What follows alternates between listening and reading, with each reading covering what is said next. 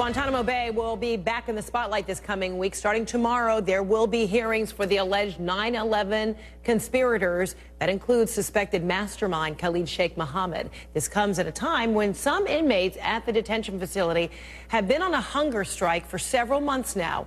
Atika Schubert reports. Detainee number 239 has lived within the barbed wire fences of Guantanamo for more than 11 years.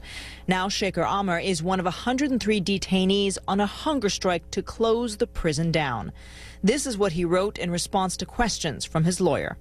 "I am not yet being force-fed," he wrote. "The new procedure is to wait until people are really badly off and have physically harmed themselves, perhaps permanently, before force-feeding, which then just keeps us barely alive, as a husk of a human being." He went on, "I do not want to be force-fed.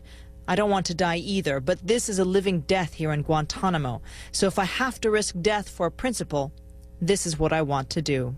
Shaker Amr is a Saudi national, but he's also a British resident.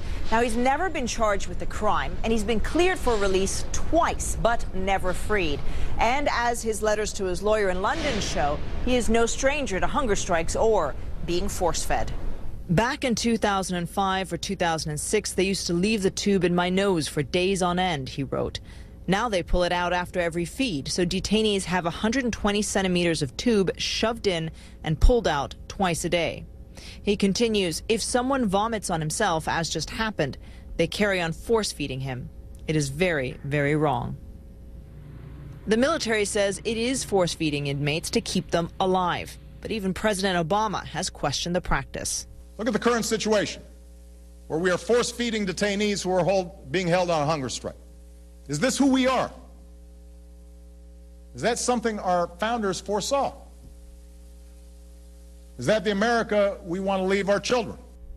To understand conditions inside Guantanamo, we spoke to Muazzam Beg, once a fellow inmate. He left Guantanamo in 2005. He now works with Cage Prisoners, a British advocacy group for those impacted by the war on terror. People are saying that they're protesting their conditions, they're protesting the abuse of the Quran or the desecration of the Quran, that they're not getting clean drinking water, that they're getting strip searched constantly, that they're being sprayed in their faces with pepper spray or rubber bullets are being used against them. All of that is true, but that's not the primary reason why they're doing this. They're doing this because there is no hope. Amr believes the hunger strike will succeed, but he wonders what will happen when he sees his wife, daughter, and a son he has never met, born while he was in prison. Here's how he believes the hunger strike will end. "By being set free, and I believe it will happen very soon," he wrote.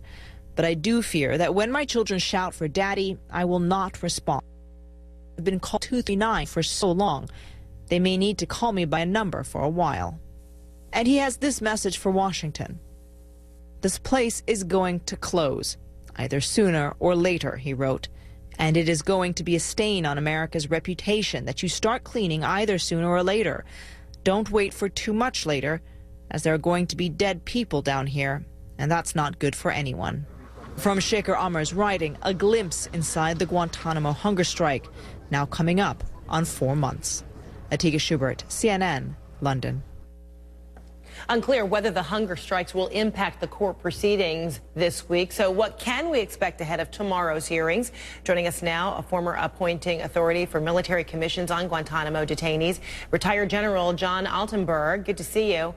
And Guantanamo reporter for the Miami Herald, Carol Rosenberg, joining us by way of phone. So, Carol, let's get with you since you are there. Lots of procedural motions that must be addressed in this first week. So through it all, is it expected that 9/11 suspected mastermind Khalid Sheikh Mohammed will be brought into the court as early as tomorrow? And if so, what's he expected to look like?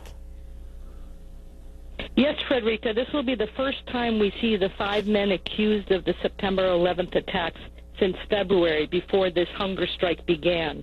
So the first thing we'll be looking for is, are any of these 5 men on a hunger strike? We have been told that the military will not include them in their figures and that what's going on in their prison is a secret. So the first thing is we'll get a glimpse tomorrow morning. And then we'll get about 5 days of legal motions. There's 17 on the docket at the moment. And not any of them will likely refer to anything that happened on September 11, 2001. These are going to be legal motions that will set conditions for the eventual trial before military officers. Questions of the integrity of the process, an effort by the defense lawyers to throw out the charge sheet.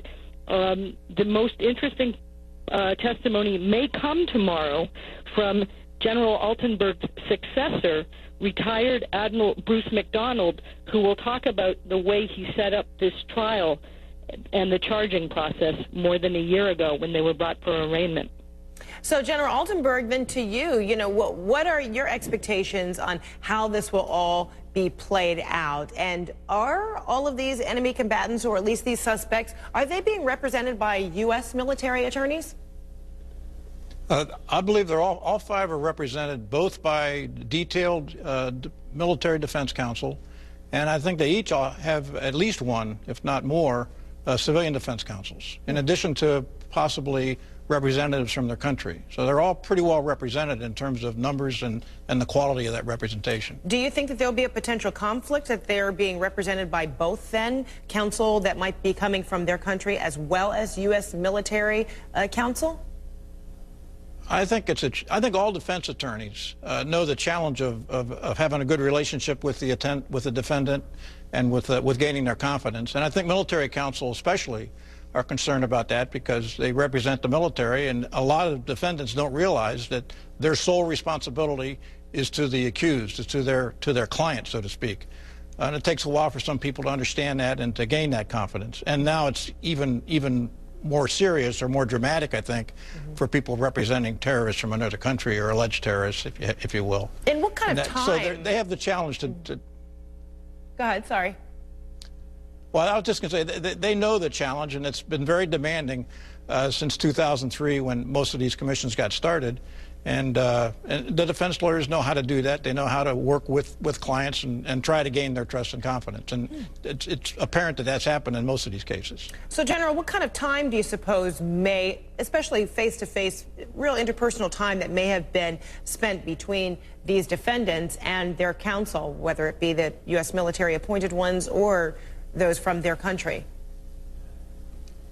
I have no way of knowing for certain, but I think they're able to spend hours at a time together. Of course, the logistics are tough going to Guantanamo, but they have access to each other when the defense lawyers are down there. And then it brings to the issue of these reported listening devices, that there may have been some listening devices present while attorneys and defendants were meeting, but then there's also response that these listening devices may not have been used. Might this complicate matters in your view? Well, it certainly complicates matters because there's always going to be... It's my understanding that there are places where only attorney and client meetings can take place, and in those places there are no listening devices, and that the listening devices that are at issue were in joint use facilities where they're also used for interrogations and for other interviews in addition to client-defendant interviews. And it's my understanding also that those devices were never in operation when there were attorney-client meetings. All right, General John Altenberg, thanks for your time. And Carol Rosenberg, keep us posted as you will be in those proceedings beginning as early as tomorrow. Thanks so much to both of you.